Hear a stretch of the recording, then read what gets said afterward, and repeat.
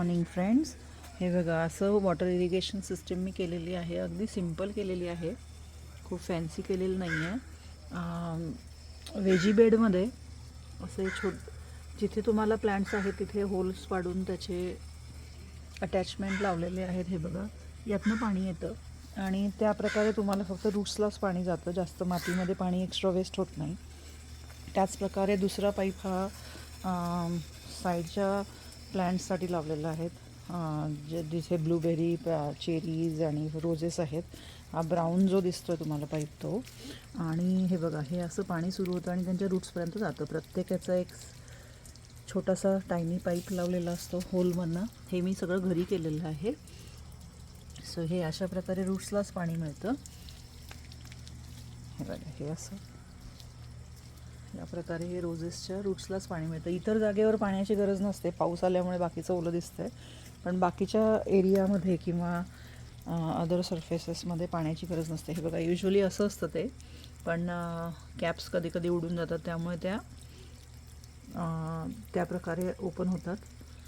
So या प्रकारे तुम्ही फाउंटनसुद्धा ठेवू शकतात पॉट्समध्ये. हा पॉटमध्ये लावलेला आहे, तो तिकडनंच ब्राऊन पाईपमधनंच घेतलेला आहे.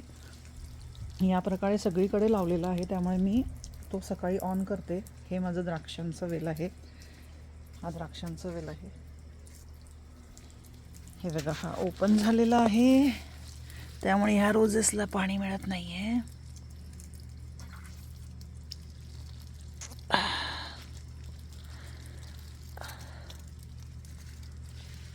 हे बघा, हे आता राईट डायरेक्शनने पाणी जातं आहे.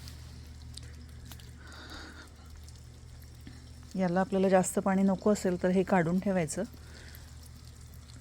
दुसऱ्या प्लांटला ठेवून द्यायचं. जर तुम्हाला जास्त पाणी वाटत असेल तर ते काढून टाकायचं आहे, कारण आपल्याला जास्त पाणी नको आहे त्या प्लांटला. जसं स्ट्रॉबेरीलाही जास्त पाणी नको असतं, त्यामुळे स्ट्रॉबेरीचंही काढून ठेवते मी, कारण रोजेसला जास्त पाणी लागतं आणि पॉट्सला कमी लागतं. त्यामुळे काढून ठेवायचं तुम्हाला लागत असेल तर. पण या प्रकारे मी हे केलेलं आहे, त्यामुळे आपला वेळ वाचतो. आणि 5-5, 10-10 मिनटं पाणी दोघीकडे ठेवते. ब्लॅक पाईपचं 5-10 मिनटं लावते, ब्राऊनचा 5-10 मिनटं लावते. आणि हे नॉब्स आहेत जे ऑफ करायचे असतात. इथे टायमरसुद्धा मिळतं, जे आहे माझ्याकडे, जे आम्ही कधी बाहेर जाताना लावून जाते. टायमर लावलं की ते आपोआप सुरू होतं. इट स्टार्ट्स लाईक जे सेटअप केलेलं आहे टायमर सुरू होतं आणि त्या टायमर बंद होतं एव्हरीडे. म्हणजे तुम्ही कुठे गेले ट्रॅव्हलिंगला 1 वीक वगैरे, तर तुम्ही ते ऑन करू शकतात, सेटअप करू शकतात.